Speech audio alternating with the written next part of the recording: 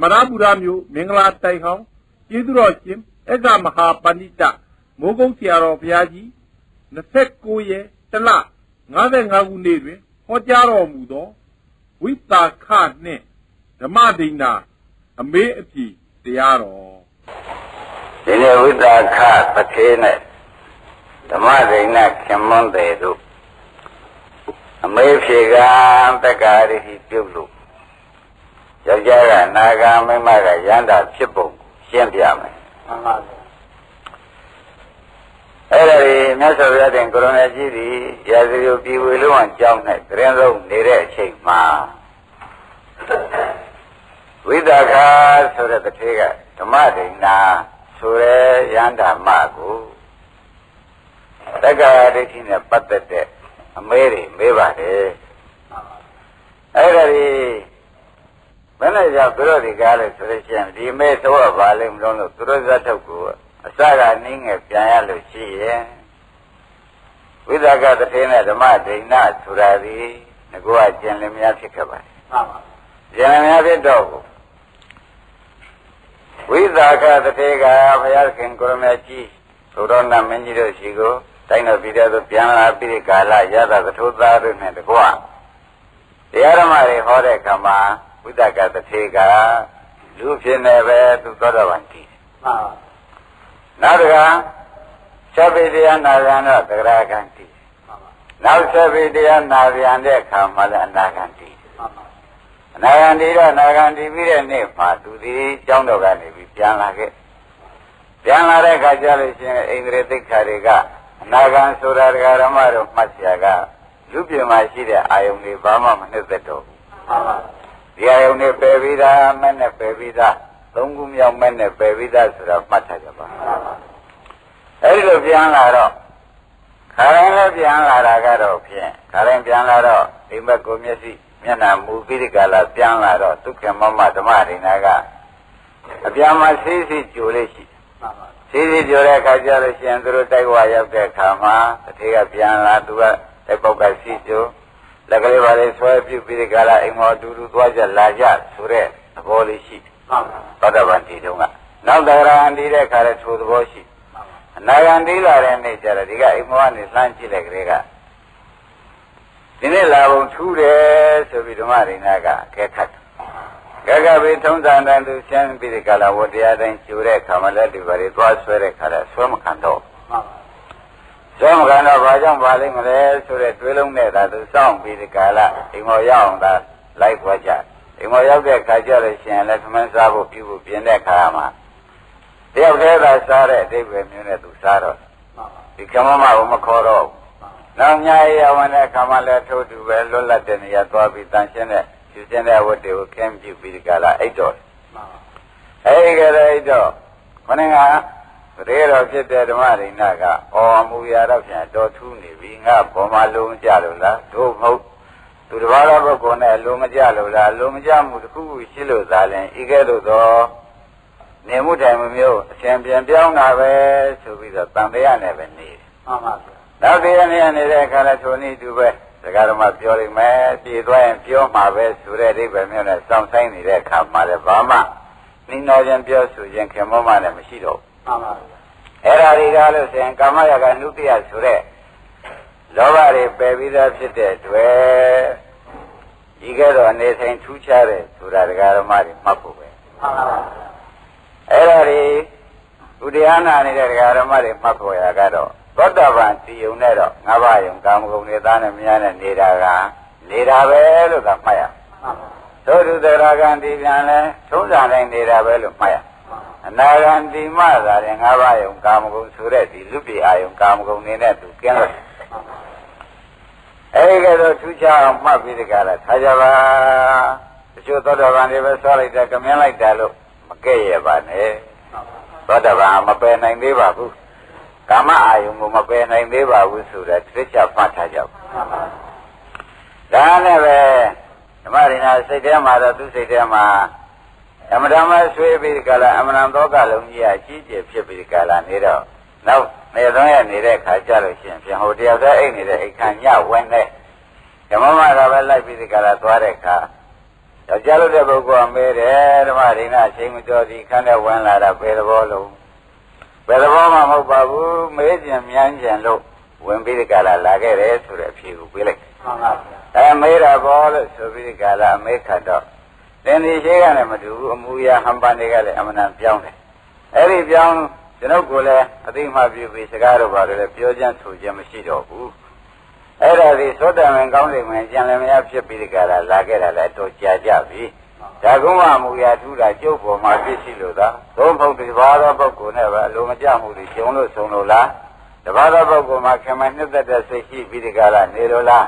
အဲ့တော့မိမတွေထုံးစံတိုင်းကုန်မေးတော့တာမှန်ပါဗျာမေးတဲ့အခါကျတော့မပြောကောင်းဘူးဆိုတာတော့ဝိသကတတိကသိ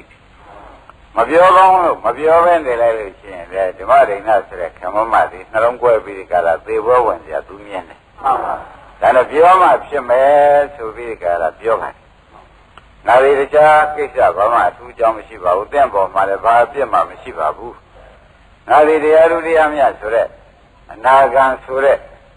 အနာဂိမအနာဂိဖိုးဆိုတဲ့အနာဂံတည်ပြီးကြလာခဲ့တဲ့အတွက်ငါးပါးယုံကာမဂုဏ်တွေကိုဘာမှပြုတ်ချင်းရွှင်ချင်းလူပြအာယုံတွေကိုနှိမ့်သက်ခြင်းဆိုတာတွေကမရှိတော့ဘူး။အဲ့တော့သင်လည်းသင်ကိုလည်းအခုမဲလို့ပြောရလို့ရှိရင်တရားတော့ပြောပြီးပြီသင်ဒီမှာကလေး40ရှိတယ်ငါဘက်ကလေး40ပါတယ်ကလေး80ကိုသင်အောက်ချုပ်ပြီးဒီကလာဒီမှာပဲနေလို့လည်းနေငါကိုပဲကျွေးတယ်နဲ့ဓမ္မနဲ့ကျွေးပြီးတဲ့ကလာသာတော်ဒီပစ္စည်းတွေငါပစ္စည်းရဲ့လို့ထိမ့်မှမရှိတော့ပါဘူးဆိုပြီးဆွမ်းတော့အနာဂံတိလာတာအနာဂံတိလာတော့ထူးခြားတဲ့အိဗယ်တွေပေါ်မလားပေါ်လာထူးခြားတဲ့အိဗယ်တွေပေါ်လာတယ်ဆိုတဲ့ဥစ္စာဟာအနာဂါမိတ်ကျေစုအတ္တရီကောခါမလင်ကျိုးကိုပေးဆိုတဲ့အိဗယ်ဟာခါမလင်ကိုငါးပါးယုံကာမဂုဏ်ဆွမ်းလိုက်တဲ့အတွက်ငါးပါးယုံကာမဂုဏ်နဲ့ပတ်သက်တဲ့အဘုဒ္ဓအလောင်းတတ်တွေဟာရှိသေးရလားရှိပါဘူးအဲ့ဒါအတ္တရီကောဆိုတဲ့မိတ်တကုတ္တတရားဒီကသိတူပေါ်တာပေါ့ဗျာပေါ်ပါဗျာဘုရားအမှန်ထင်ရှားနော်အားလုံးဓမ္မတွေသင်ရှားဘူးလားဒါကြောင့်တို့လည်းတွေရအောင်ကြိုးစားရမှာပဲဒါယမနာဟုတ်တဲ့နိလန်းတွေပဲ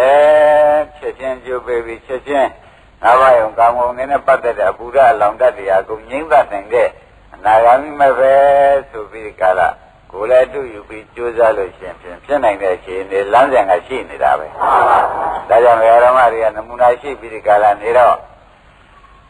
ဒီကောင်းကလည်းပေးထားပြန်ကိုလုံနေတဲ့အလောက်ကလည်းတော်ကြီးရောက်ပေါက်ပြီးဒီကလာနေကြတဲ့ပုဂ္ဂိုလ်တွေဖြစ်သောကြောင့်တက်မယ်ဆိုမရဘူးဆိုတဲ့စိတ်မရှိဘူးမှန်ပါဗျာရမှာကြီးပဲလို့သုံးပြချက်ချပါဒါနဲ့ပဲဂရေ80ကိုမဲမဲ3မဲမဲဆွဲပါပဲလုံလုံးကတော့သမန်တို့ချိန်မှန်ကျွေးလို့ရှိရင်ဖြင့်တော်ပြီဆိုပြီးဒီကလာပြောလိုက်ဒါရမမကသေးနောက်အိမ်နောက်တို့ဘာလို့ပြကြမှာလဲဆိုလို့ရှိရင်လည်းထုံးစံတိုက်ပြုတာပေါ့အသက်ရှိသေးနဲ့အစုံမပြောလိုက်ပြောလိုက်တော့ဓမ္မရင်ကအလုံးကြီးကြသွားတာပေါ့လေအရင်ကတော့သူ့ပေါ်မှာပဲလို့ညာလို့စွဲချက်တွေဘာတွေနဲ့သူတွေးလုံးထုတ်ပြီးဒီကလာနေတာတွေအကုန်ပပြပြီးတော့ဩတရားကြီးကျေစုပါလားတရားကြောင့်ဖြစ်တဲ့အမူအရာတွေပါလားဆိုတာပေါ်လာတရားကြောင့်ဖြစ်တဲ့အမူအရာတွေပေါ်လာတဲ့အခါကျတော့သူဆက်ပြီးမေးတယ်အသင်ဝိတ္တကတည်းဒီလောကုတ္တရာတရားဆိုတာဟာယောက်ျားများမှပဲအထုကောင်းသလားမိန်းမများတော့အထုကောင်းသလားဘယ်နဲ့မေးပါလိမ့်မလို့ဓမ္မရိနာယောက်ျားဖြစ်စေမိန်းမဖြစ်စေယတ္တဗုဒ္ဓညာကစပြီးတက်မယ်ဆိုလို့ရှိရင်ဖြင့်ယောက်ျားမိန်းမရဲ့လို့ဘုရားကမဟောပါဘူးရနိုင်တာကြီးပဲလို့သာဟောပါတယ်ဟုတ်ပါဘူးအဲ့လိုဝိသကအနာဂံကပြောတဲ့အခါကျတော့ဒါပြန်သူလည်းမိန်းမပဲပြင်ကြတယ်ရနိုင်လို့ရှိရင်သူဘိက္ခုနီမလုပ်ပြီးကြလားဒီကျင့်ကိုပဲအထုတ်ခြင်းတဲ့စိတ်ပေါ်လာတဲ့သုခင်မွန်တောင်းပါဒကာဓမ္မတွေရိပ်မိအနာဂံတဲ့ဝိသကတထေကနေပြီးဒီကာလဓမ္မဒိဏဘုဒ္ဓဇံကိုမိမပင်ပြင်ညာရယတ္ထဗုဒ္ဓညာကစပြီးဒီကာလတက်မယ်ဆိုလို့ရှိရင်ဖြင့်ဘဒ္ဒဗမေရာဂနာဂံယန္တာဆိုတာဖြစ်နိုင်တာကြီးပါပဲဘုရားကယောက်ျားမိန်းမမရွေးပါဘူးဟုတ်တယ်မှဆိုကျင့်တဲ့ညာကိုရတော့ညာစဉ်တိုင်းတက်သွားကြမယ်ဆိုရင်ဒီကိစ္စပြည့်ကြစရန်ဆိုတဲ့ဥစ္စာဘုရားဟောတော်မူပါတယ်ဒါကြောင့်သင်္ဃာဒီကဲတော့ဒီရှိတွေလည်းမကင်တော်ပဲနဲ့တရားဓမ္မကိုပဲကြိုးစားပြီးဒီကာလ ဘိက္ခုနီမလှုပ်ချင်ပါတယ်ဆိုလို့ရှိရင်ဖြင့်ငါကရှင်သင့်ပဲဒါကိုပဲမပြောချင်လို့သာနေရတယ်လုံးမယ်ဆိုလို့ရှိရင်အထူးဝမ်းမြောက်ပါတယ်ဆိုတာဝိသကတထေကဝမ်းမြောက်သောစိတ်နဲ့ပဲပြောလိုက်ဒါနဲ့ပဲညပြောပြီးမနေ့ကြတဲ့ခါကျတော့ရှင်မဲရှိသွားပြီးဒီကလာအချိန်မတော်သွားမနေ့စောစောသွားလိုက်တဲ့အခါရှင်မြင်ကဝိသကတထေဒီနေ့လာပုံတည်းထူပါလားဘယ်နဲ့ကြောင့်မှဒီချိန်ကြီးတွေရောက်လာပါလဲတခြားမဟုတ်ပါဘူးရွှေဆန်းရင်ကြီးလိုချင်လို့ပါပဲရွှေဆန်းရင်ကဘာကိစ္စပါလဲမလို့ကျွန်တော်ဤခင်မောမဓမ္မရင်ကဘိက္ခုနီမလှုပ်ဖို့ရသူသဘောတူတယ်လို့မင်းညာကပြောတဲ့တဲဘိက္ခုနီမထံကိုရွှေတန်းစင်နဲ့ထမ်းပြီးဒီကလာပို့ဖို့ပါပဲဟာရပင်ယူသွားရှင်မင်းကလည်းရွှေတန်းစင်ကြီးဆွမ်းတော့ပြီးဒီကလာပေးလိုက်ပြီးဒီကလာဆွေရမျိုးတွေနဲ့တခါတည်းဘိက္ခုနီမဖြစ်ရွတ်ဆောင်ဖို့ရာနန္ဒရေနဲ့ချိုးပြုပြီးဒီကလာတမ်းမှရှင်းနဲ့ဘိက္ခုနီမကြောင့်ရွှေတန်းကြီးနဲ့ထမ်းပြီးဆွေရမျိုးတွေနဲ့တိုက်ဝိုင်းပို့ကြတာပေါ့ဗျာမှန်ပါပါပို့ကြပြီးဘိက္ခုနီမလုပ်ဘိက္ခုနီမလုပ်ပန်တော့လေတရားဓမ္မတွေကတော့နေရာကြပါရဲ့နာရလည်းနေရာကြပေါင်းသိမ်းရလည်းနေရာကြပါရဲ့တို့တော့ဘုံဓာမခံနိုင်ပဲဖြစ်နေတယ်ဘုံကဘာလို့ဆိုတော့သေကရဆိုတော့မိတ္တိသင်္ဃတွေဆွေတွေမျိုးတွေအလုံးစုံကတကားတဲ့ကုညီတောက်ပံပေးကြကံကြလူကြဒါတွေအကံပိရိကာရနေရတာနဲ့ပဲရတဲ့တရားလေးဘိက္ခုနီမလုပ်ပြီးတောင်းမှပဲဘွားများခြင်းကမရပဲဖြစ်ဒါနဲ့ပဲသူဆရာဘိက္ခုနီမပြောပြီးကာလဝေးတဲ့တောတစ်ခုသွားပြီးတရားထုတ်လိုက်ပြီးဒီကာလတရားထုတ်တော့ကိုပါရမီရင်တန်တဲ့ပုဂ္ဂိုလ်လည်းဖြစ်ပြန်ဆန္ဒကလည်းပြင်းပြပြန်ဖြစ်ပြန်တော့တရားကလည်းနာပြီးသားဖြစ်နေပြန်တော့သောတပန်ရာဂအနာဂံယန္တာကြောင့်ဖြစ်လာဒီပရိသမိရပတ္တဆိုတော့အကုန်ပြီးတယ်အဓိပ္ပာယ်လည်းရတာအဲဒါကြောင့်သူဒီယံကိစ္စဖြင့်ပြီးပြီဆိုပြီးဒီကလာရာဇယုပြီးပဲပြန်လာတယ်ပြန်လာတော့သူကံမန်းတယ်အောင်းဖြစ်တယ်ဝိသကတထေကပြန်လာတယ်လို့ကြားတယ်ရက်ကလည်းတိုးလိုက်တာမိမ့်မစိတ်မပထမသာပြုံးနေသမဏေပြီးကြဲကြဲလှုပ်ရှင်ပြီးဒီကလာအခုတော့ပြန်လဲလာတယ်ဆိုရဲသူစိတ်ထဲမှာလူများထွက်ဦးမှာလားထွက်လို့ရှိရင်လည်းသူ့အတွက်ကတခါစောက်ရှောက်မှဝတရားကရှိနေပြန်တော့စိုးရိမ်မှုနဲ့ပဲတဲ့သူဓမ္မရင်ကပြန်လာတဲ့ရှိပဲဝိတ္တကတတိကသွားလိုက်တဲ့အခါကျတော့မေးဖို့ရအကြောင်းကလည်းပေါ်လာဘယ်လိုပေါ်လာတော့ဆိုတော့သင်သည်ခုတော်တယ်လည်းမကြသေးတရားဓမ္မကလည်းရက်ကလည်းတိုးလိုက်တာဒါမှမဟုတ်ကိစ္စပြီးလာတယ်လို့သူစိတ်တွေကမထင်တော့လူဆွဲချင်တော့လားလို့မေးရမှာလဲပညာရှိသဘောမှမသိရောက်ဒီလိုမေးတော့မကောင်းဘူးအဲ့တော့ပု္ပ္ပာမေးမှပဲပု္ပ္ပာတွေကနေပြီးဒီကလာသူ့ကြောင့်တွေးယူမှသာလည်းလူရင်းကြတော့မယ်ဆိုပြီးပု္ပ္ပာမေးတယ်ဒါကြောင့်ဓမ္မရိဏကရဟန္တာမနော်မေးတဲ့ယောက်ျားကအနာဂါဆိုတော့အောက်တစ်ဆင့်ကြတော့ပေါ့ဗျာဒါနဲ့သူလူဆွဲချင်တော့လားလို့မေးဖို့ရမမေးကျင်တာနဲ့ပဲရှင်ဓမ္မရိဏသက်ကာယဆိုတာဘာတော့သက်ကာယဆိုတဲ့ဥစ္စာဘယ်အိဗယ်ကိုသက်ကာယလို့ခေါ်ပါတော့ဘယ်တရားကိုသက်ကာယလို့ခေါ်ပါတော့မေးလိုက်တော့ဟောပရိသမိရပတ္တယန္တာဆိုတော့သာဝေဒယန္တာနော်တခါလေယန္တာဖြစ်နေတဲ့ပြင်လေစာရီကုံပေါ်လာပြီအကုန်တတ်တော့တာပဲအထူးပင်နေတဲ့စာမဟုတ်တော့ဘူးဆူတောင်းနဲ့ပြည့်တဲ့စာလို့မှတ်ကြပါအဲဒီကဲတော့မေးလိုက်တဲ့အခါကျတော့အသင်ဝိတ္တကသက်ကာယဆိုတာပြစ္စုပါဒနဲ့ခန္ဓာ၅ပါးကိုဆိုတာပါလောကီခန္ဓာ၅ပါးကိုဆိုတာပါလို့ဖြေလိုက်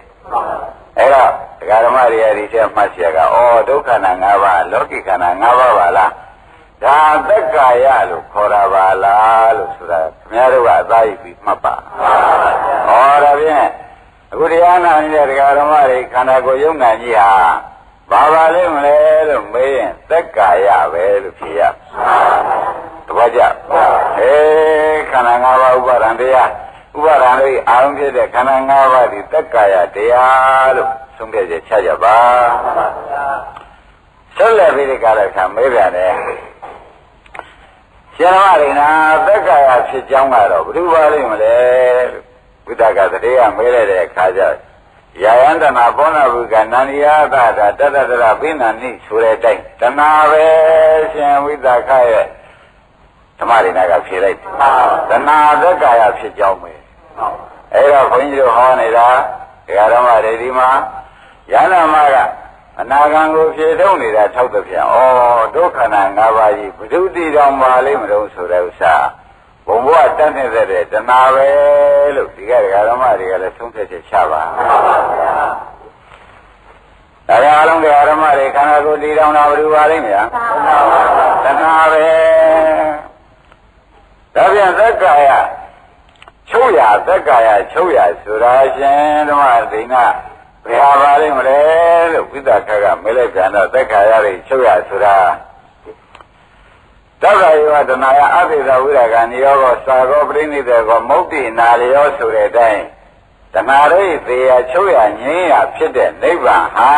သက်ကာယတွေချုပ်ရပဲအဲဒီကြတဲ့ယုံနာပါသေးရလားမပါဘူးယုံနာပါရင်ဖောက်ပြန်ပြည့်စည်တဲ့ဒုက္ခသစ္စာကြီးလိုက်ပေါ်အောင်မှာပေါ့ဒါကြောင့်နိဗ္ဗာန်မှာယုံနာမရှိချမ်းသာခုသာရှိတယ်ဆိုတာဒကာတော်မတွေလည်းဟောပြီးသားဖြစ်တဲ့အတွက်ချမ်းသာလို့ရှိတဲ့ပုဂ္ဂိုလ်ဖြင့်ချမ်းသာရှိတဲ့စီကိုယ်သာရောက်အောင်တွန်းနည်းနဲ့တွားကြဖို့ပါပဲ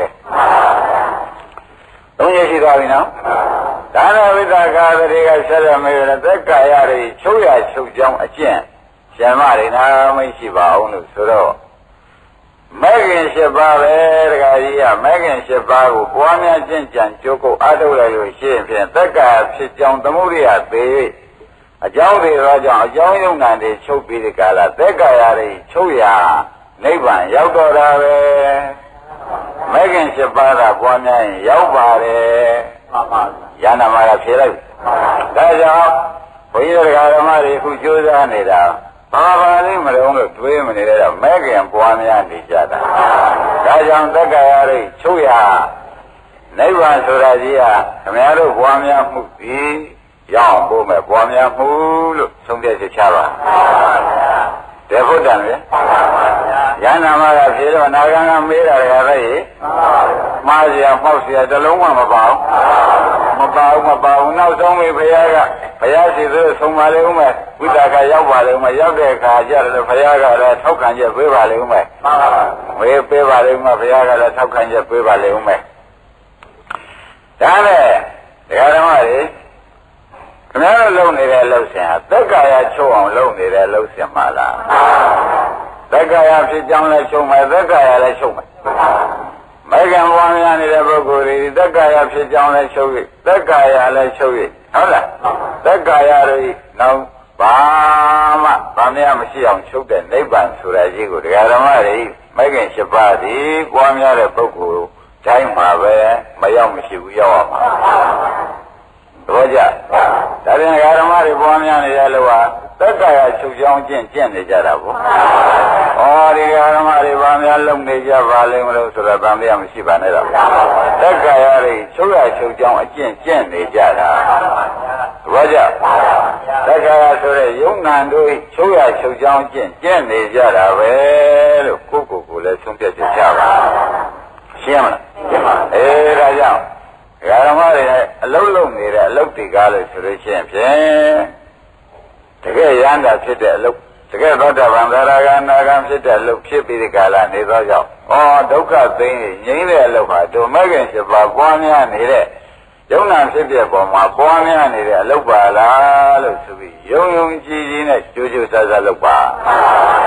ယုံကြည်နဲ့ကြိုးစားလုပ်ပြီးဆိုမှဖြင့်ဒီလမ်းပေါ်ရောက်နေတဲ့ဥစ္စာဒီမျိုးတော့ဆိုင်ပါပဲဒီလမ်းပေါ်ရောက်နေတယ်ဆိုတာကသိကြနေတာဒီမျိုးဟာဖြည်းဖြည်းနဲ့မြန်ပဲတကသိရောက်အောင်ပါအဲ့တော့ဘာမှသံဃာမရှိနဲ့မဲခင်လုံးနဲ့တော့ပေါ်များပြီးသွားကြပြီတော့ဆိုတာဖြင့်ခင်ဗျားတို့လမ်းပေါ်တင်ပေးထားဖို့ဆရာဘုန်းကြီးကလမ်းပေါ်တင်ပေးထားတော့ကိုတဲ့ဒီလမ်းကိုပြလိုက်လို့ဟောဒီလမ်းပေါ်ရောက်အောင်ပဲဆရာဘုန်းကြီးကတင်ထားတော့ဓမ္မတွေကဒီလမ်းတိုင်းကိုညာနဲ့ကိုလျှောက်ကြပြီတော့ဘာလို့ဆိုတော့မမှားနိုင်တဲ့လမ်းလည်းဖြစ်တယ်ရောက်ရဌာနကြီးကလည်းထင်ရှားရှိတယ်ဒါပေမဲ့လမ်းလည်းမမှားရောက်ရဌာနကလည်းပေးချာဆိုတော့ကျွတ်တို့မှာရဲတင်းနဲ့လုံလဝရိယထား၍တတိပညာတွေနဲ့ပွား၍ လုံးကြမယ်ဆိုလို့ရှိရင်ဒီလမ်းဒီဧကယနောယံဘိက္ခုမေကောဘိက္ခုယံတော်ယံမေကောဤမဂ္ဂင်လမ်းမတော်ကြီးဒီဧကယနောတကြောင်းနည်းနဲ့နိဗ္ဗာန်ရောက်၏ဤကဲ့သို့သတိပဋ္ဌာန်ပါဠိတော်ကိုယ်တော်တိုင်ဟောပြီးဒီကာလထားတာကိုဒကာရမတွေအထက်ထကြားရသဖြင့်လေတန်လျာမရှိမှုရေတင်းနဲ့လုပ်ပါအဲ့ဒါတွေတပည့်တော်တို့မြင်ခဲ့ရဗျာဖြစ်ဖြစ်ကလေးတွေမြင်ရတာနှေးတယ်ဗျာတပည့်တော်နေမိနာညာဆိုတာလေတဲမတက်သေးပါဘူးဒုက္ခဆုံးလည်းမမြင်ရသေးပါဘူးဆိုမြင်ဒါလမ်းလျှောက်တာဒီနှေးနေသေးလို့ပဲလမ်းလျှောက်တဲ့ပုဂ္ဂိုလ်ပြန်လဲနည်းနည်းရောက်ဖို့ပါပဲအဲ့ဒါကတော့ကေပါရမီမှမချပါနဲ့တို့ပါရမီမှရှိရလားမရှိဘူးလားဆိုတဲ့တွေးလုံးတွေဒကာရမတွေကအရန်တွေးပြီးဒီကာလအလုံးနောက်ဆုံးမဲ့တွေးလုံးမလာရှိပါနဲ့သေးသေးချာချာဒီလမ်းပေါ်ရောက်လို့ရှင်မြင်ဒီခေးပေါက်ပြီးဒီကာလဒီနေရာရောက်အောင်မယ်ဆိုတာဓမ္မရိဏဝိသကာဖြေမြင်ဖြင့်၎င်းဘုရားသခင်ကိုရမေဤသတိပဋ္ဌာန်ပါဠိတော်၌ကိုတော်တိုင်းဟောသဖြင့်၎င်းကျွတ်ယုံကြည်စိတ်ချနိုင်တဲ့အချက်လက်တသက်သာကတွေကဖြင့်ဘာမှမလိုတော့ရှင်းရဒါကြောင့်ဘုန်းကြီးတို့ဓမ္မတွေလုံးလုံးကြာကြာနဲ့ကြိုးကြိုးဆာဆာလှုပ်ဖြစ်အောင်လှုပ်ပါဆိုတာဖြင့်အထူးပဲတိုက်တွန်းရသည်ဒါရဓမ္မတွေတွေ့နော်နောက်ကဝိသကကတွေးလိုက်သစ္စာလေးပါတော့ဖြေရပဲသက္ကာယကဒုက္ခသစ္စာသက္ကာယဖြစ်ကြောင်းကသမုဒယသစ္စာသက္ကာယချုပ်ရာကနိရောဓသစ္စာသက္ကာယချုပ်ကြောင်းကျင့်ကမေဃသစ္စာသစ္စာလေးပါတော့ဖြင့်ဓမ္မရိနာဖြေနိုင်တယ်တို့တော်လဲစာနဲ့ကြည့်ပြီးဖြေရလားရထားတဲ့သဘောနဲ့ဖြေရလားပင်ကိုညာသဘောနဲ့ဖြေရလားဆိုတာသူ့စိတ်ထဲမှာတဲမဝေပါနိုင်သေးဘူးဖြေဖို့တော့မှန်တာမှန်ပဲသူလည်းဒီလမ်းရောက်ခဲ့ပါဗျာဒီလိုသောတာပန်တွေကဒီလမ်းသစ္စာလေးပါမြင်ခဲ့တင်ခဲ့တဲ့ပုဂ္ဂိုလ်ဖြစ်နေတော့ဖြေဖို့တော့သဘောကျရဲ့စာပြေဖြေနေသလားဉာဏ်ပြေဖြေနေသလားဆိုတာသူမဝေပါနိုင်မဝေပါနိုင်နဲ့ဆက်မေးဦးမှာပဲဒါမှပုံပုံရှင်းမယ်ဆိုပြီးကြတော့ဆက်မေးလိုက်တယ်ကိုထောင်းရဆက်မေးလိုက်တဲ့အခါကျတော့ခုနကပြောခဲ့တဲ့စကားထဲမှာပြင်စုပါဒနဲ့ခန္ဓာဆိုတဲ့ဥပါဒနဲ့ခန္ဓာဆိုတာဒီသက္ကာယလို့ရှင်ဓမ္မရင်းနဲ့ဖြေခဲ့တော့ဥပါဒနဲ့ခန္ဓာဟာတခြားစီလားမှန်ပါဘူးဟုတ်အတူတူပဲလားမဲလိုက်ဥပါဒနဲ့ခန္ဓာပေါ့ဗျာမှန်ပါတကောစာလေးရေးထားတော့ဥပါဒနဲ့ခန္ဓာလေးရေးထားအခုခွဲပြီးသူကမဲလိုက်တယ်ဥပါဒနဲ့ဥပါဒဆိုတဲ့တရားနဲ့ခန္ဓာဆိုတဲ့တရားဒီအတူတူပဲလားဓမ္မရင်းနာသို့မဟုတ်တခြားစီပဲလားမှန်ပါဟာဒီလိုပါဓမ္မရင်းနာဖြေလိုက်ဥပါဒံဆိုတာကကာမဥပါဒံဒိဋ္ဌိဥပါဒံသီလဥပါဒံအတ္တဥပါဒံဆိုတော့ဥပါဒံက၄ပါးရှိပါတယ်ခန္ဓာရခန္ဓာ၅ပါးရှိလောကိခန္ဓာ၅ပါးရှိပါတယ်အဲ့တော့သူတို့ဟာတခြားစီလို့လည်းဖြေလို့မရဘူးအတူတူဆိုလို့လည်းမဟုတ်ဘူးဒီခန္ဓာ၅ပါးကိုဥပါဒံဆိုတဲ့တရားနဲ့နှစ်သက်ပြီးဒီကရာနေခဲ့လို့ရှင်းဖြင့်ဒါဥပါဒံနဲ့ခန္ဓာဖြစ်တာပဲမနှစ်သက်ခဲ့လို့ရှင်းဖြင့်ဥပါဒံနဲ့ခန္ဓာမဖြစ်ဘူးဒီလိုဖြေလိုက်အမတည့်ထူးခြားပါလားတည့်ထူးခြားပါလားဆိုတာဓမ္မတွေဘုန်းကြီးရှင်းပြကိုယ်ခန္ဓာမိမိခန္ဓာကြီးကိုငါကရှင်းခဲ့လည်းမခန္ဓာရင်ကြောင်းများလည်းမခန္ဓာဝေဒနာတွေပေါ်လာလည်းသိမခန္ဓာဒုက္ခနာဖြင့်ခလုံးမရှိဇူးမကြီးပါစေနဲ့ဆိုတာပရိသေမေတ္တာတွေနဲ့တောင်တားပြီးတဲ့ကာလသူ့ကိုတလောက်ခင်ပါတယ်သူ့ဘောမှာတလောက်ပဲခင်ပါတယ်ခန္ဓာ၅ပါးဘောမှာခင်တာတော့ဖြင့်ပြောစရာမရှိတော့ပါဘူးဟုတ်လားအမွေတွင်ကျွတ်တောင်မခံနိုင်ဘူးဆိုတဲ့အိဗယ်မျိုးတောင်မှတစ်ခါသုံးလိုက်သေးတယ်ကိုယ်ခန္ဓာ၅ပါးကိုမခင်ဘူးလားအဲ့ဒီခန္ဓာ၅ပါးကိုခင်တဲ့ဥစ္စာကတော့တဏှာအဲ့ဒီတဏှာရှင်းရင်လာတဲ့အခါကျတော့ဥပါဒံဖြစ်ပါတယ်အဲ့တော့ခန္ဓာ၅ပါးဝိပဿနာရှုပြီးဒီကလာနေတဲ့ပုဂ္ဂိုလ်ကြတော့ဒီခန္ဓာကြီးဟာအနိစ္စခန္ဓာကြီးညှင်းငွေစရာခန္ဓာကြီးဒုက္ခသစ္စာခန္ဓာကြီးသူတွေကားလို့ဆိုလို့ရှိရင်ဖြင့်ဒုက္ခဟူသာပေးနေတဲ့ခန္ဓာကြီးဖြစ်လေသောကြောင့်သူ့ပေါ်မှာသင်္ကြန်မင်းကြီးတကွက်တစ်စက်မှမရှိဘူးလို့ဆိုတဲ့ဉာဏ်ပေါ်လာတဲ့အခါကျလို့ရှိရင်ဖြင့်တဲ့ဓမ္မတို့ဥပါဒณะခန္ဓာမဟုတ်တော့ဘူးဆွဲလန်းတဲ့ခန္ဓာဟုတ်သေးရဲ့ဒီခန္ဓာကြီးဘယ်တော့ရှားပါမလို့ဘယ်တော့ဆွမ်းရပါမလို့ ဆိုပြီးဒီကလာသူစိတ်ထဲမှာခန္ဓာစွန့်ကျင်တဲ့သဘောကပါတယ်ခန္ဓာခင်တဲ့သဘောနည်းနည်းပါသေးတယ်အဲဒီကဲလို့ခန္ဓာပေါ်မှာခင်တဲ့ဆန္ဒမရှိလို့ရှိရင်ဖြင့်တဲ့ဥပါဒณะခန္ဓာမဟုတ်တော့ဘူးခင်တဲ့ဥပါဒံရှိနေသေးလို့ဆွဲလန်းတဲ့ဥပါဒံရှိနေသေးရင်ဖြင့်ဒါဥပါဒณะခန္ဓာလို့ဆိုရမှာပဲသဘောကျဒါကြောင့်ဒကာဓမ္မတို့လုံးလုံးနေတဲ့ခါကျတော့ပထမရှိဥစွာဖြစ်ပြမြင်အောင်ကြိုးစားပါလို့ဆရာဘုန်းကြီးကဝေဒနာတွေတွေ့ပြီးဖြစ်ပြမြင်အောင်ကြိုးစားပါဆိုပြီးကြတာခိုင်းတာဆိုရလို့ခိုင်းတာဒီတခြားကြောင့်ခိုင်းတာမဟုတ်ဘူးတဲ့ကိုယ်ခန္ဓာမဟုတ်ကြောင်းကောင်းကောင်းသိအောင်လို့မခင်တဲ့စိတ်ကြီးဆွဲလန်းတဲ့စိတ်ကြီးပြည့်ပြည့်သွားအောင်လို့ဟောရခြင်းဖြစ်တယ်သဘောကျအဲ့ဒါကြောင့်နိဗ္ဗာန်ရောက်ကြောင်းတရားတော်အစ်ကိုရှားခြင်းကြလို့ရှင်ဖြင့်ဒီခန္ဓာပေါ်မှာခင်မှုဆွဲလန်းမှုသိရင်ရောက်တော့တာပဲလို့သာဆုံးဖြတ်ချက်ချာဒီကံမှာပေါ်၌ခင်မှုဆွဲလန်းမှုချုပ်ငြိမ်းသွားရင်ပါတော့နိဗ္ဗာန်ရောက်တာပဲခန္ဓာရှိတယ်လေရောက်တာပဲခန္ဓာမရှိလေရောက်တာပဲသဘောကျဒုက္ခကရင်ကင်းငြိမ်းတဲ့နိဗ္ဗာန်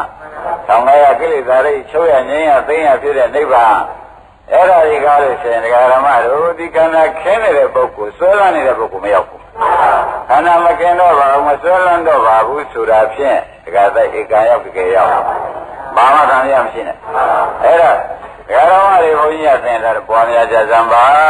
ခန္ဓာဖြစ်ပြပွားများကြဇံပါဆိုတာ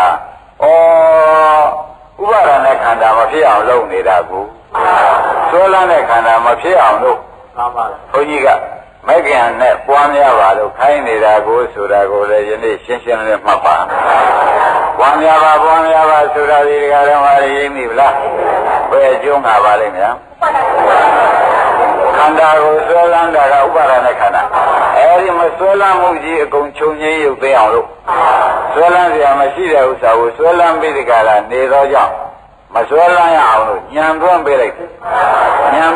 တဲ့အခါကျတော့ဆွဲလန်းတဲ့တဏှာဥပါဒကချုပ်တဲ့အခါကျတော့ဟိုတဲ့ခန္ဓာကြီးရှိပြီးဒီကလာနေ냐တဲ့ကျွတ်တို့ခန္ဓာကိုဆွဲလန်းတဲ့တဏှာဥပါဒချုပ်တဲ့အတွက်သောပါရိသေသနိဗ္ဗာန်ဆိုတာရောက်ပါတယ်ဘုရားဘောဓိပင်နဲ့ရှုပလင်မောမှာငါနိဗ္ဗာန်ရောက်တယ်နိဗ္ဗာန်ရတယ်ပြောတာခန္ဓာရှိသားတို့တော့ဒီခန္ဓာသူမဆွဲလန်းဘူးဆွဲလန်းနေမဆွဲလန်းတဲ့အတွက်နိဗ္ဗာန်ရောက်နေတာပဲအာယုံသွားပြင်မြင်နေတာပဲဆိုတာအားလုံးတရားဓမ္မတွေကဆုံးဖြတ်ချက်ချလာတယ်ရှင်းမလားဒါရင်ဒါဖြင့်ဥပါဒณะခန္ဓာကြောင့်ဥပါဒณะခန္ဓာနဲ့ဟာဆွဲလန်းရင်ပြဥပါဒณะခန္ဓာဖြစ်မှာပဲမဆွဲလန်းရင်ဒါကြောင့်ဥပါဒณะခန္ဓာနဲ့ဟာတခြားစီလားအတူတူပဲလားဆိုတော့တခြားစီလည်းမဟုတ်ဘူးအတူတူလည်းမဟုတ်ဘူးဆွဲလန်းလို့ရှိရင်ဖြင့်ခန္ဓာနဲ့ဥပါဒณะဒီကားလို့ဆိုလို့ရှိရင်ခန္ဓာကအာယုံဆွဲလန်းတဲ့ဥပါဒณะအာရုံိကဖြစ်နေတာပဲတဲ့နောက်ဥပါဒနာဉာဏ်တွေမဉာဏ်တွေနဲ့ဖြတ်တောက်ချလိုက်တဲ့အခါကျတော့ဆွဲလန်းတဲ့တဏှာသေးတဲ့အခါကျတော့ဥပါဒณะခန္ဓာမဖြစ်တော့ဘူး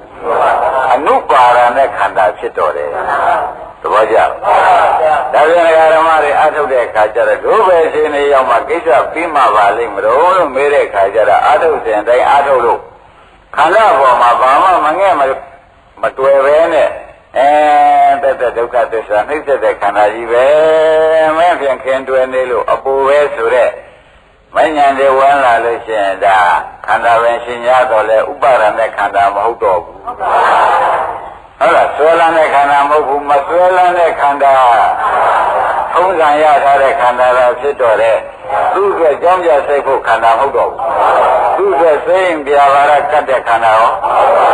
အဲဒီလိုဖြစ်အောင်လို့တကတိုက်တွန်းနေကွာကိုတော်အောင်တို့က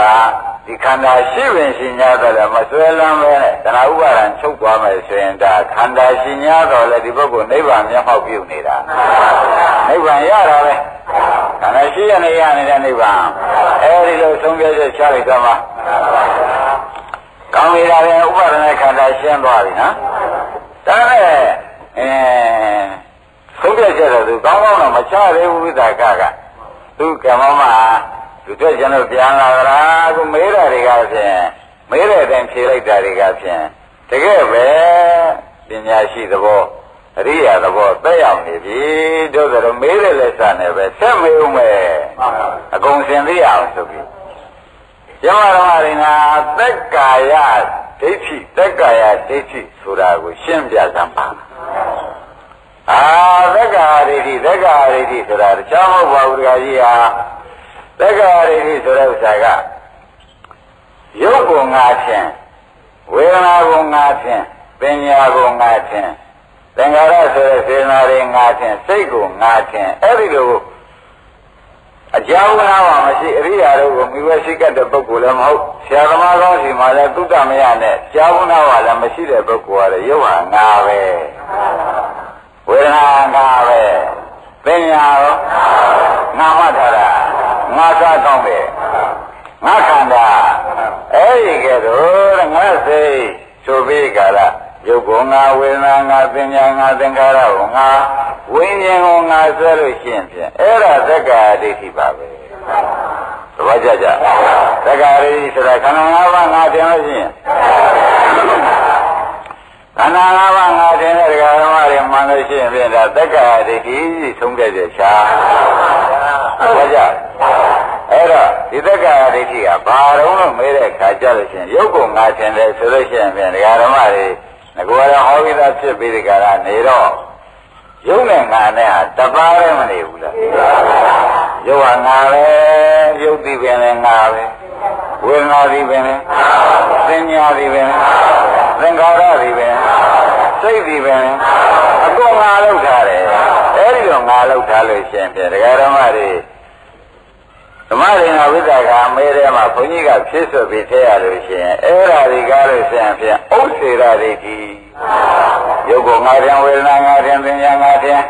ဟုတ်လားသင်္ခါရငါထင်ဝိညာဉ်ငါထင်ပါတဲ့သက္ကာဒိဋ္ဌိတော့သက္ကာဒိဋ္ဌိပဲ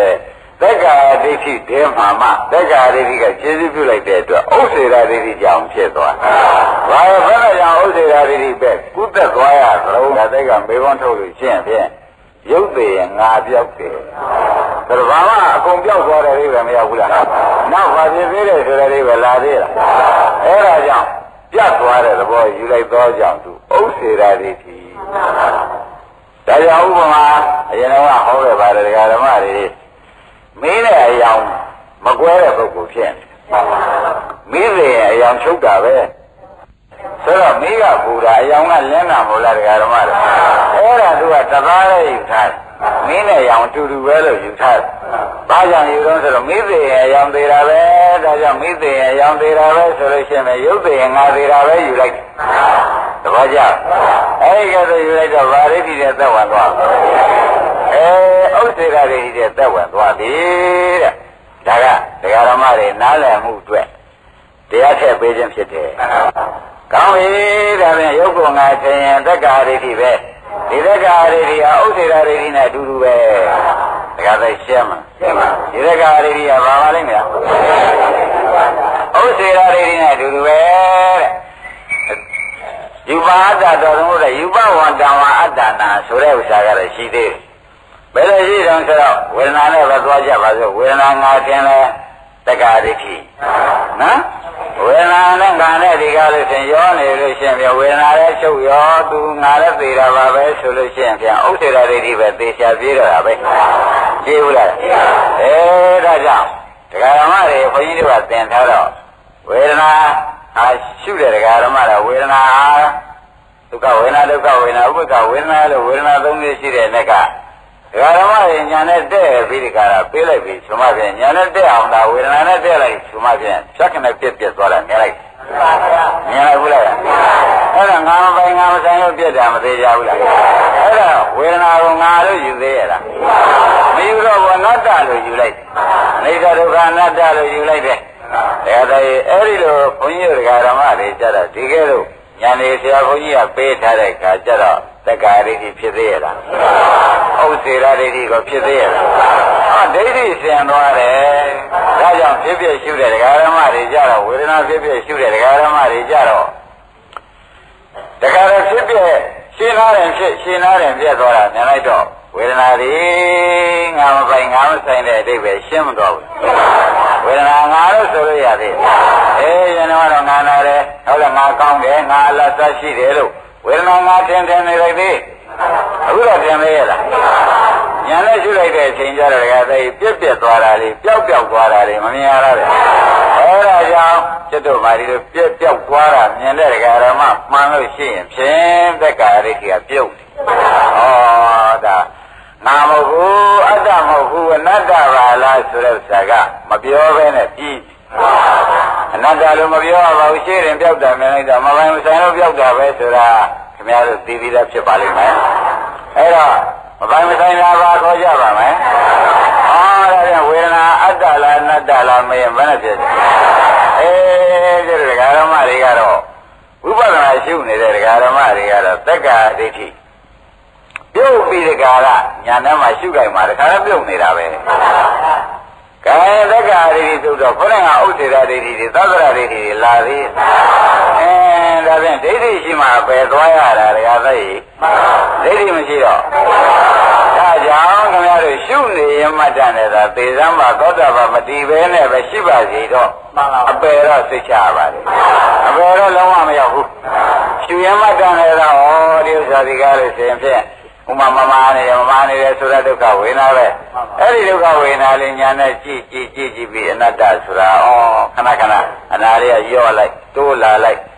ရော့လိုက်တိုးလာလိုက်ဆိုတာအနာလေးပြက်ပြီးဒီကလာအနာကြီးပေါ်ပေါက်တယ်အနာကြီးပြက်တော့ပြန်တော့အနာလေးလှည့်လာပြန်ဟုတ်လားအဲ့ဒီဒုက္ခဝေဒနာလေးကပြက်လိုက်အစာထိုးလိုက်ပြက်လိုက်အစာထိုးလိုက်ပြက်လိုက်အစာထိုးလိုက်ကိုจิตတို့ကပြောင်းရှုနိုင်တဲ့ဒကာဓမ္မဖြစ်ခဲ့လို့ရှင်းဖြင့်တဲ့ရှုရမှတ်တဲ့သက္ကာဒိဋ္ဌိကပြုတ်နေတဲ့အတွက်ဒီဝေဒနာနဲ့ပဲသုတေစိတ်ကြတောင်းတော့သုကတိသေးကြတယ်ဘယ်ဒုက္ခတော့မရောက်ဒါသုရသောတာပန်ဟောရင်းမိကြဒါဖြင့်တို့ရှုနေတဲ့အလောက်ဟာဒီကားလို့ဆိုလို့ရှိရင်ဖြင့်ဒီလိုပဲမဟုတ်တာမလားဆိုတဲ့ဥစ္စာပေါ်မလာဘူးရှင်းကြပါအကယ်ဒီဝေဒနာတွေချုပ်အောင်ငြိမ်းအောင်ရှုနိုင်မယ်ဆိုလို့ရှိရင်သောတာပန်ဖြစ်ဖြစ်သွားသောကြောင့်လေသုဂတိရောက်သွားကြတော့လေသောတာပန်ဖြစ်နေရောက်နော်မှန်တော့အဖြစ်ကတော့ဘုရုဇဉ်ဖြစ်နေရောက်ဘုရုဇဉ်ဖြစ်နေရောက်လေဒုတိယဘောသောတာပန်နေတာပဲအားချုပ်အောင်ငြိမ်းအောင်ရှုကြမယ်ဆိုလို့ရှိရင်လေဒကာဓမ္မတွေဒီဘောပဲသောတာပန်ဒီပိရိကာရသုတိမှာသွားကြပြီတော့အားဒီပဲဆက်ပြီးကိုဖြစ်ပြနေကိုဆက်လုံနေဦးမယ်ဆိုရရနာဖြစ်သွားကြမှာပဲဒါလည်းယေနံဗုဒ္ဓအဲကြောင့်အလုတ်တရားကိုကြိုးစားပါအလုတ်တရားကိုကြိုးစားပါဆိုတဲ့ဥစ္စာကိုဖြင့်အထူးပဲနေတိုင်းတိုက်တွန်းရဓမ္မတိုက်တွန်းလို့ရှိရင်ဖြင့်ဒကာဓမ္မတို့အပေဒကာကြီးကနောက်ကဟင်းလင်းကြီးပွင့်ဘုန်းကြီးတို့ကလည်းပွင့်ရဲ့ဒကာတိုက်တို့အတွက်ကတော့ပွင့်ရဖြစ်နေတော့ဒီဟာကိုပိတ်ချင်တော့ဖွင့်လာတာဘယ်ကနေဖွင့်တော့ဆိုတော့လူပြေမှာသက္ကာယဒိဋ္ဌိရှိနေလို့သက္ကာယဒိဋ္ဌိကဖွင့်ထားသဘောကျလားဘယ်ကလူဖွင့်ထားပါလဲဝေဒနာငါတင်လာတွေကသူကဖွင့်ထားတာဟုတ်ပါဘူးအနတ္တပါပဲလို့ကျတို့ကရှုလိုက်တဲ့အခါဖြတ်ခနဲ့ကြောက်ပြက်တာလေးမြင်လိုက်တော့နာမဟုတ်ဘူးဆိုတာသိသွားအနတ္တတရားဆိုတာသိသွားလို့သိတာလေဒီကနေပိတ်တာပဲဒီကလည်းအနတ္တမြင်ဟိုဘယ်ကကြောင်းနဲ့ပိတ်ကျတို့ဆိုပိတ်ရှင်းမလားဒါဖွင့်လာတဲ့သက္ကာရီကဖွင့်တာသက္ကာရီချုပ်အောင်လုပ်တဲ့ဓမ္မတွေကြတယ်ဒီကနေပြီးသက္ကာရီချုပ်တဲ့ဥပဒနာညာမညာကပဲမပိတ်လိုက်ဘူးဒါကြောင့်ဓမ္မတွေအပေဟိုရိတ်ခါစုတယ်ဆိုရတဲ့ဒီကပဲအပေမသွားခြင်းလို့နိဗ္ဗာန်သွားခြင်းများတယ်ဒီကနေစုဟုတ်လားသက္ကာရီတွေများစုတဲ့ဓမ္မပြန်ပေကပွင့်နေတာပဲသက္ကာရီချုပ်အောင်လုပ်နေတဲ့ဓမ္မတွေပြန်ပေကပိတ်နေတာပဲသဘောကျဒါကြောင့်ဒကာပိတ်တဲ့စက်ယုံကကိုထောင်းတို့မှတ်ကြဥလာဘူးတို့မှတ်ကြကလူပြေမှာကိုအပေကဖွင့်တာလေလူပြေကနေဖွင့်အပေကပိတ်တာလူပြေကနေပြီးဒီကလာအနတ္တရှုပြီးပိတ်လိုက်လဲလုံသွားတာဒါပြန်ရလိုက်ဘာငယ်ကျရှိဒါကြောင့်လူပြေဆိုတာဘဝဒါနာဆိုပြီးကလာဖယားနတ်ပြေမပွင့်ဘူးဗျာအပေကပိတ်ခြင်းနဲ့ဒီကနေပိတ်ပေးမှာပဲနိဗ္ဗာန်ကဖွင့်ပေးခြင်းရောဒီကလည်းဖွင့်ပေးမှာပဲဆိုတော့လူပြေမှာဖျားဖွင့်တဲ့အတိတ်ပဲလေဒီကမှဖွင့်နိုင်တယ်ပိတ်နိုင်တယ်ဆိုတော့ အတိပ္ပယ်ရင်းကိုသိပြီးသားဖြစ်လေသောကြောင့်ဘုရားလူပြင်ပါသာပွင့်ရသည်နိယမတရားအမြဲတမ်းပေါ့ဗျာဘုရားဘုမောင်ကိုမသေးကြဘူးလားဒီကမှဘယ်တကားပိတ်နိုင်တယ်ဒီကမှဘယ်တကားကိုဖွင့်နိုင်တယ်ပိတ်ရှင်လည်းဒီကပဲဖွင့်ရင်တော့အဲဒါကြောင့်အခုဇာမလောင်ကျုံတဲ့ဓမ္မတွေကြလာပြီသမဂေဩတို့ဒီကားလို့ဆိုလို့ရှိရင်ဘယ်နှကောဟင်းလင်းကြီးပွင့်နေတာယခုဥပဒါရှိလိုက်တော့အနတ္တသလုံးဝေဒနာအနတ္တတွေမြင်လိုက်လို့ရှိရင်ပဲငါပြုတ်ပြီးငါမဟုတ်ဆိုတာရောက်သွားမကောငါတင်တာဟုတ်လားအဲ့ဒီငါပြုတ်ပြီးငါမဟုတ်ပါလားအနတ္တပါလားဒီကဲတော့ညာတဲ့ရောက်ပါရောဘယ်တကားလုံးလုံးပိတ်သွားတာရင်းမိဒါကြောင့်ဓမ္မတွေကျိုးစားပါဆိုတာဒီကားလို့ဆိုလို့ရှိရင်ဖြင့်တကားပွင့်နေတဲ့ပုဂ္ဂိုလ်ဟာကိုယ့်အတွက်စောင့်နေတယ်ဆိုတာမှန်တကားပိတ်ပြီဆိုလို့ရှိရင်သွားစရာပဲမရှိတော့ဘူးဆိုတာပါဒါကြောင့်ဒါတွေကိုတော့ဖြင့်ခုလိုလဲတရားနာခုလိုလဲပွားများမှသိရတယ်နောက်လို့ရှိရင်ကိုပြုထားတဲ့ဒါနာတွေကိုစောင့်တည်ထားတဲ့သီလလေးအကုပ်ပြီးတော့ဘယ်တကားပိတ်နေတယ်ဆိုတော့သက်္ကာရကရှိနေတော့ဘယ်ကတော့ပိတ်မှာတော့ပွင့်ဟင်းလင်းပေါ့ရင်းမရလားဘုမာလိကမေဘုရားကြီးကြည့်ပါလားလူတံပေကံလားအတ္တိသာဒါနဘယ်သူနဲ့မှမတူရလူဒါနကြီးပဲပြီးဘယ်တကားတော့ပွင့်နေလို့ရောက်သွားချင်မရောက်ဘူးလားအဲ့ဒါကြီးထောက်ပြီးဒီကလာကြည့်လိုက်တော့မှသက်္ကာရပြုတ်မှသာလေဘယ်တကားပိတ်ပါလားဆိုတာယနေ့ထူးခြားခြားမှတ်ရပါတပည့်ကြမာလိကလည်းထောက်လိုက်တော့တကားသိမသေးကြဘူးလေသူဒီဒါနနဲ့သာဘယ်တကားကိုပိတ်နိုင်ပါတယ်ဆိုရင်သူရောက်เสียရှိသေးရဲ့ဒါကြောင့်သူတို့ကအကူအညီထောက်ပံ့ပေးတဲ့တရားတွေပဲဆိုတာလဲဆုံးဖြတ်ချက်ချရမယ်ဟုတ်လားဒါရင်ဒါဖြင့်ဓမ္မဆိုတက္ကရာတွေရှိတဲ့ကာလပတ်လုံးပြင်ရင်အေးပြီးဒီကာလ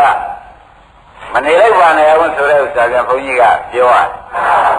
တယ်အနတ္တကြောက်ကြနာပေါက်ပြီးအနတ္တဆုံးနေကြအောင်ဒါလိုက်ပြအောင်လိုက်ကြပါဆိုတာကိုယ်တကားကိုပိတ်ပြီးကာလကိုမသွားရအောင်လို့ကိုယ်လောက်တာပါဆိုတာသိကြသွားမသိကြဘူးလားဘုရားအေယမနဗုဒ္ဓံနော်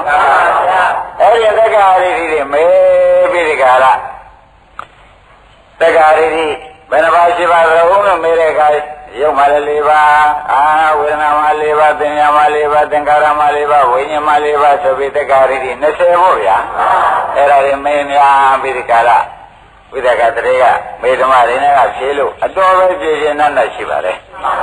နောက်ကြတော့သူမေးပြန်ဗာမေးပြန်တယ်ဆိုတော့သက္ကာယချုပ်အောင်ဘာနဲ့လုံးမချုပ်မှာတော့ဒီဒိဋ္ဌိတွေချုပ်အောင်ဘာနဲ့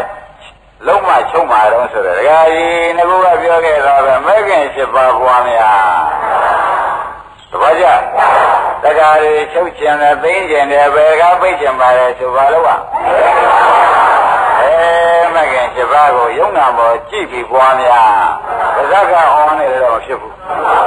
ယုံနာမောကြည့်ပြီးကြတာမြင်နေလို့ရှိရင်ယုံနာလေးတွေမခိုင်းတာမမြဲတာစိုးမရတာမပိုင်တာမဆိုင်တာတွေငါဥစ္စာမဟုတ်တာတွေခင်ဗျားတို့ညာနဲ့ကြည့်ပြီးကြတာနေတာဒီပွားများမှုပါပဲသိမိလားဘာဇက်ကမဆိုပါဘူးနော်ဘာဇက်ကဆိုတာကရထားတဲ့ဇာမမဲမှုတာဖြစ်တယ်ညာနဲ့မြင်ပြီးကာလထပ်ပြန်တယ်လည်းမြင်တဲ့အမြင်ကိုပွားများမှုလို့ဆိုသည်ဘုရားရှင်း납ပလားဒါရဲ့ဒါနဲ့တက္ကရာချုပ်အောင်မဲခင်7ပါးဒါပြန်မဲခင်7ပါးကိုဘယ်လိုများဝေဖန်ရပါသလဲလို့ဆိုပြီးကာလဝိသကတရေကမေးပြန်တော့ဓမ္မရိဒကဖြေရှားတာပေါ့ဗျာမဲခင်7ပါးမှာလည်းတက္ကရာကြီးသီလမဲခင်3ပါးသမာဓိမဲ့ခင်3ပါးပညာမဲ့ခင်က2ပါးရှိတယ်အဲ့ဒီလိုမဲ့ခင်ဒီလိုဝေဖန်ရတယ်အမနန်ထက်ပါလားသမာဝါစာသမာကမ္မနာသမာဓိဝဆိုတာသီလမဲ့ခင်ရာကြီးသမာဝါယမဆိုတဲ့သမာဓိသမာသမာဓိဆိုတဲ့3ခုကသမာဓိမဲ့ခင်ဟုတ်လားသမာဓိသမာသင်္ကပ္ပကပညာမဲ့ခင်အဲ့လိုဝေဖန်ပြလိုက်တော့ဒါဖြင့်မဲခင်7ပါးပွားများနေတဲ့ပုဂ္ဂိုလ်မှာသီလသမာဓိပညာစုံလို့ပါလားဒါကြောင့်ဓမ္မတွေအချိန်အတိုင်းပွားများလို့ရှိရင်သီလဆောက်တည်ပြီးသားသမာဓိတည်တော်ပြီးသားပညာနဲ့ရှုပြီးသားဆိုတဲ့အဓိပ္ပာယ်ဟာတကယ်တည်းတစ်ချက်ကို3ချက်ပြတ်ဖြစ်သွား ငါတို့ပွားများနေတဲ့အချိန်မှာသီလလည်းလုံးနေသမာဓိကလည်းတည်လို့မြင်တာပေါ့ဗျာမတည်ရင်ဖြစ်ပြမြင်မှာအဲ့တော့သီလသမာဓိဆုံးတော့မြင်တာကပညာထည့်လိုက်တော့ဟုတ်လားသီလကလုံခြုံပြီးသားသမာဓိကတည်ကြည်ပြီးသားဖြစ်ပြမြင်တာကပညာဆိုတော့သီလသမာဓိပညာဆိုတဲ့မဂ္ဂင်7ပါးကစုံသွားတော့ကြအဲ့ဒီကတော့မဂ္ဂင်7ပါးစုံပြီးဒီကလာသွားတဲ့အခါကျတော့ကိုတဲ့ခင်ဗျားတို့ဒီမဂ္ဂင်7ပါးဒီကားလို့ရှိရင်ကိလေသာမာရင်တော့ကိစ္စရီမေကောဆိုတဲ့ကိလေသာတပ်ပြီးနိဗ္ဗာန်ရတုသာသွားရတဲ့တရားပါကလားဆိုတဲ့ဥစ္စာသုံးပြချက်ချလိုက်အဲ့ဒီမဂ္ဂင်7ပါးမေးဖြေလုပ်ပြီးဒီကားလားရှင်းဆက်ပြီးဒီကားလားမေးပြန်တယ်တဲ့ဘယ်လိုများမေးလိုက်တယ်ရှင်မဓမ္မရိနာဝေဒနာပဲမျိုးရှိတုံးဆိုပြီးကျွတ်တော်ဟောနေကြစီရောက်လာတာဝေဒနာတရားကြီးဟာဒုက္ခဝေဒနာဒုက္ခဝေဒနာဥပေက္ခဝေဒနာဒါပဲရှိပါတယ်တောင်းဝေဒါပြန်ဒုက္ခဝေဒနာဒုက္ခဝေဒနာဥပေက္ခဝေဒနာလို့သုံးပါးရှိတယ်ကျေနပ်ပါပြီဒုက္ခဝေဒနာမရှိရင်ဒုက္ခဝေဒနာဘယ်လိုရှုရမှာတော့ဒုက္ခဝေဒနာဘယ်လိုရှုရမှာတော့ဥပေက္ခဝေဒနာဘယ်လိုရှုရမှာတော့ဆိုဒုက္ခဝေဒနာဆိုတာဖြစ်တော့ချမ်းသာတယ်လို့ပြတ်တော့ဒုက္ခပါပဲဒုက္ခဝေဒနာတော့ဖြစ်တော့ဆင်းရဲပြီးပြတ်သွားတဲ့အခါကျတော့ရှုတဲ့ပုဂ္ဂိုလ်ချမ်းသာပါတယ်ဥပေက္ခဝေဒနာဉာဏ်ရှိတဲ့ပုဂ္ဂိုလ်တော့ဒုက္ခသဘောတောင်ရောက်ပါတယ်သဘောကျအဲ့ဒီလိုရှုလိုက်ပါဆိုတော့ဒုက္ခဝေဒနာလည်းခင်ဗျားတို့ဖြစ်ဖြစ်ရှိဦးပဲဒုက္ခဝေဒနာတော့ဥပေက္ခဝေဒနာဒါပဲရှုပါတဲ့ရှုလိုက်ပါတဲ့ဖြစ်ပြီးပြတ်တဲ့တရားပါပဲလမ်းဆုံးပါပဲဒီလိုဓမ္မရိနာကဖြေပြီးချမ်းမယ်လိုက်ကဲရှင်မတင်ဖြေတာရမလားကောင်းပါလေတကယ်နိဗ္ဗာန်ရောက်ကြောင်းစစ်တည်ဖြေပြီးဒီကလာနေတော့ရှေ့ဆက်ပြီးဒီကလာမေးလက်စားနဲ့မေးရရအောင်ဆိုပြီးဝိတ္တကတည်းကမေးချင်အဲ့ဒီဒုက္ခဝေဒနာရှုတော့ဘယ်နုတ္တရသေးသလုံးဒုက္ခဝေဒနာရှုတော့ဘယ်နုတ္တရသေးသလုံးဥပေက္ခဝေဒနာရှိတဲ့အခါဘယ်နုတ္တရသေးသလုံးဆိုတော့အာရကြီးဒုက္ခဝေဒနာရှုရင်လောဘသေးတာပေါ့ကာမရာဂနုတ္တရသေးတာပေါ့ဒုက္ခဝေဒနာရှုတော့ဒေါသပရိက္ခသေးတာပေါ့တခါကြီးကဥပေက္ခဝေဒနာရှုတော့မောဟသေးတာပေါ့ဒါတွေဘုန်းကြီးတို့ကဒကာဓမ္မတွေအခုဖောက်တယ်ချပြီးဒီကလာပေးတယ်လားရိမ့်မိပလားဒါပရိသမိရပတ်တရဟန္တာမကဖြေတာဆိုတော့ဒီတရားတဲခိုင်လုံးတဲ့တရားပါလားဟုတ်ကြိုးစားရင်ဗျာဟုတ်ကိုခရီးပေါက်မယ်တရားပါပဲဆိုပြီးခင်ဗျားတို့ကိုယ်တိုင်ကြိုးစားလို့လည်းထိုက်တန်တော့မပေါက်လားဗျာအဲ့ဒါဒီဝိတုတွေကလာတာရိမ့်မိပလားဒုက္ခဝေဒနာမရှိလို့ရှိရင်ဒုက္ခဝေဒနာဖြစ်เสียတဏှာလို့ဘုန်းကြီးဟောဒုက္ခဝေဒနာမရှိရင်ဒုက္ခဝေဒနာဖြစ်เสียဒေါသဥပေက္ခဝေဒနာမရှိရင်ဥပေက္ခဝေဒနာဖြစ်เสียမောဟမလားဘူးလား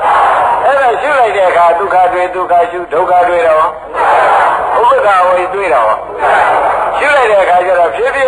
ကြီးတွေ့ပြီးဒီကလာနေတယ်ဆိုတော့ဘယ်လောဘရောဒေါသရောမောဟရောကျွတ်တို့ကတွေ့ရင်ရှုနေပေါ့ဒီသုံးခုလာနိုင်သေးရဲ့လားလောဘဒေါသမောဟတွေချုပ်ရငြိမ်းရသိရနိဗ္ဗာန်ဆိုတာရောက်မရောက်ပါမလားဆိုသူတို့သိရင်ရောက်တာပေါ့သူတို့သိရင်ရောက်တာပဲဆိုတော့ကျင်납ဒါဖြင့်ကျွတ်လုံနေတဲ့အလုပ်ဒီကားလို့ဆိုရင်အတွင်းရန်သူတတ်တဲ့အလုပ်ပါလားကျွတ်တို့အတွင်းမှာရန်သူရှိနေတယ်လောဘဒေါသမောဟအတွင်းရန်သူပဲအဲ့ဒါဝေဒနာပေါ်တိုင်းရှုနေတဲ့ပုဂ္ဂိုလ်ကတော့အတွင်းရန်သူတတ်ပြီးဒီကားလားနေတဲ့ပုဂ္ဂိုလ်တွေလို့မဆိုနိုင်ဘူးလားဒါဖြင့်ဓမ္မတို့အပြင်ရနဲ့အတွင်းရဘယ်အခါကြောက်เสียကောင်းလဲအဲ့ဒါအတွင်းရသန်နေသည်ကိုဆရာဘုန်းကြီးကပေးပြီးဒီကရာနေပြန်တော့လေဩတို့မှာဗျအန္တရာယ်ကင်းလို့ပေးရှင်းဆိုတာဒီလိုမှပဲအတွင်းရရှင်းမှာပါလားသဘောကျအန္တရာယ်ကင်းလို့ပေးရှင်းတာတကယ်လိုက်ပေါ်လားအတွင်းရကြောက်เสียကောင်းဆုံးဟာအတွင်းရပဲဝေဒနာမရှိလို့လာတာဟုတ်ဗျဝေဒနာရှိရင်မလာပါဘူးဓမ္မတွေရအဲ့ဒီတော့ဒုက္ခဝေဒနာရှိရင်လောဘဆိုတဲ့တွင်ရသေးပြီဒုက္ခဝေဒနာရှိရင်ဒေါသဆိုတဲ့တွင်ရဥပ္ပခဝေဒနာပေါ်တိုင်းရှိလိုက်ရင်မောဟဆိုတဲ့တွင်ရသူသေတော့ကောင်းဆောင်ကြီး၃ယောက်သေတော့တရားတရား1500ကိလေသာဆိုတော့သူတို့ကပွားတာပါကောင်းဆောင်တွေပြုတ်တော့နောက်လိုက်တွေအပိုင်းပိုင်းလဲတာပေါ့ဆိုတော့ပိုင်းလဲတဲ့အလုပ်ဒီကားလို့ဆိုလို့ရှိရင်လောက်တိုက်တယ်လောက်ကောင်းတယ်ဆိုပြီးဒီကာလတရားဓမ္မတွေကအထူးတလဲပဲကြိုးစားလိုက်လို့ရှင်းဖြင့်ရာဂဒေါသမောဟကိုယ်ဟာနိဗ္ဗာန်ဆိုတာဟာဝေဒနာရှုတဲ့ပုဂ္ဂိုလ်အများဆုံးရောက်နိ ရောက်ပြီဘူးလားဒါကြောင့်ဝေဒနာရှိတဲ့ပုဂ္ဂိုလ်အများဆုံးရောက်မှဖြစ်ပြီးဒီကရနေတော့တို့လုံးနေတဲ့နေ့ဒီဝိသခကမဲလို့ဓမ္မရိနာကဖြည်းဖြည်းတော့ဝေဒနာနဲ့ပဲသူလက်ဆက်ပတ်တယ်အတိတ်ပဲရှင်းမနေဘူးလားအမှန်ရှင်းပါတယ်အမှန်ရှင်းပါတယ်အဲ့ဒီကဲဆိုဝေဒနာနဲ့ခင်ဗျားတို့လည်းအခုကမ္မထာများများရှာပြီးဒီကရမနေပဲနဲ့ကိုယ်ခန္ဓာရဲ့ဝေဒနာသုံးပါးသာလှည့်ရှုပြီးဒီကရနေကြလို့ရှင်းဖြင့်လိုရာကိစ္စခင်ဗျားတို့တောင်းနေတဲ့စုဟာပြည်ပြီးသားဖြစ်မှာမမရင်ပြေပါမလားဒါရင်အမှန်ဘုဒ္ဓံရောင်ကောင်းကောင်းသိပလားအဲဒီကဲဆိုဝေဒနာတွေကိလေသာလာပုံနဲ့ကွာကိလေသာပြတ်ပုံတည်းတခါလေဝိသကကမဲလို့ဓမ္မဒိနာကဖြေးလိုက်တယ်မဲ့ခင်တွေကိုလည်းသီလသမာဓိပညာနဲ့ဝေဘာပြီးဖြေးလိုက်တာတွေအများကြီးပါဟုတ်လားအဲ့ဒါကိုရှင်းလင်းပြီးဒီကရနေတော့ဩဝိသကကတွေးသေးသေးချာချာပဲသာသနာပေါ်မပြောလို့ပြန်လာတော့မဟုတ်ဘူးသူ့ရဲ့ထက်နေပေါ့ဗျာရန္တာသက်သက်ပဲပရိသမီရပတ္တရန္တာဖြေတာပဲဒီဥစ္စာအမှန်ဘုဒ္ဓံတဲ့တရားနိဗ္ဗာန်ပေါရောက်တဲ့တရားကိုဖြေရှာတာဖြစ်ပါတယ်ဆိုပြီးကြလားသူစိတ်ထဲမှာတမန်တော်ရှင်းနဲ့သစ္စာလေးပါးအစမေးလိုက်ဘူးပေါ့ဗျာ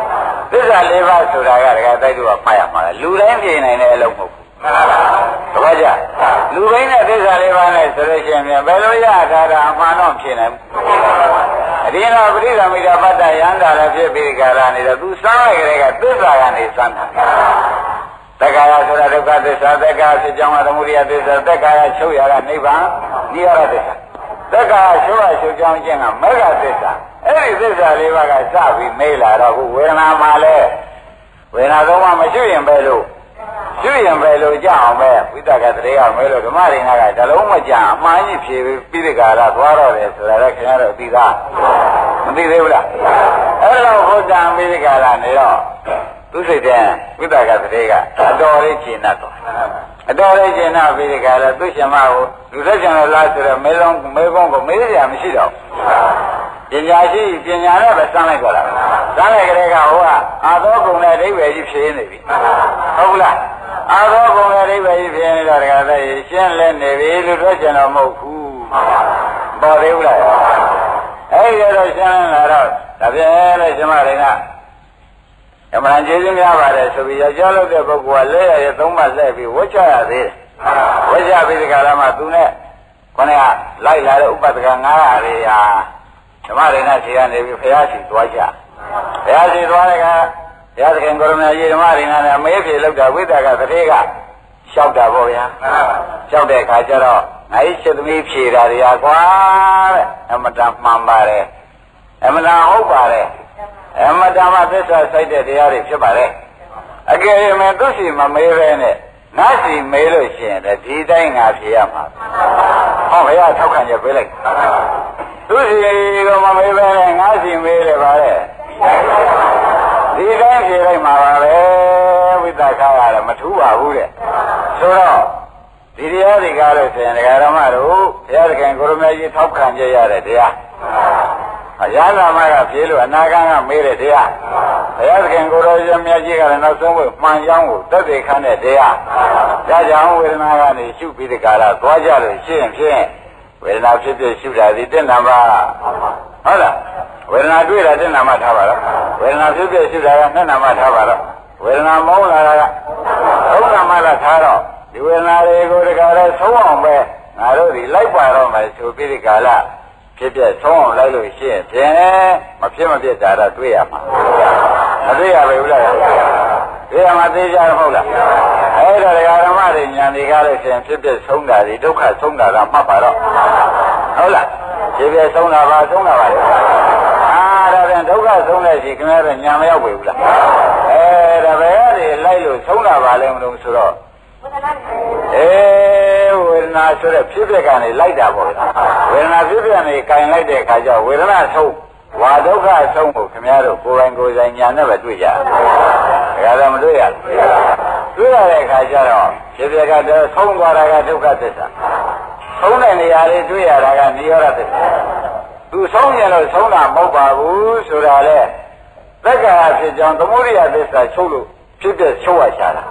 သမုဒိယကမချုပ်လို့ရှိရင်ဖြစ်ဖြစ်ချုပ်ပါအဲ့တော့သမုဒိယနဲ့ဒုက္ခဒီအတွဲလိုက်ချုပ်ရတယ်ဆိုတာတော့သဘောကျအဲ့တော့ကျွတ်တို့မှာဘာကြံရပါလိမ့်မလို့မေးတဲ့ခါကျတော့တက္ကရာချုပ်တဲ့နေရာရဲ့တက္ကရာချုပ်တဲ့နေရာမြင်တဲ့မကင်ရဲ့တခါလိုက်ဒါပဲမကြံရဘူးလားအဲ့ဒီကဲတော့ကြံတဲ့ဓာတာဒီနိဗ္ဗာန်မက္ခတဆိုတဲ့တိုင်နိဗ္ဗာန်ကမဲ့ကျေးဇူးပြုတာမထင်ရှားဘူးလားအဲမဲ့ပြီးတော့လည်းပိုလာတော့တာပဲသဘောကျအဲ့တော့ပိုလာရင်သောတာပန်တည်တာပဲအာမယမနာဆက်ပြီးဒီကတည်ခြင်းဒီဆက်ပြီးပြုတဲ့ကစားအောင်မယ်ဆိုသရဂတည်တာပဲဒီမဲ့တွေအစဉ်တိုင်းလာမှာပဲဘယ်တိုင်းမှအစဉ်တိုင်းလာမှာနောက်ဆက်လက်ပြီးကလာဖြည့်ပြက်ကနေစပါအောင်မယ်ဆိုရင်ပြသရဂံဒီဝိသပုဂ္ဂိုလ်ကအနာဂံပဲရမှာအာနာဂံနဲ့တောင်းတိတ်လေးပါဖြည့်ပြက်ကပြန်စပါအောင်မယ်ဆိုလို့ရှိရင်ဘေရတ္တမေရတ္တဖို့ဆိုတဲ့ရဟန္တာဖြစ်မှာ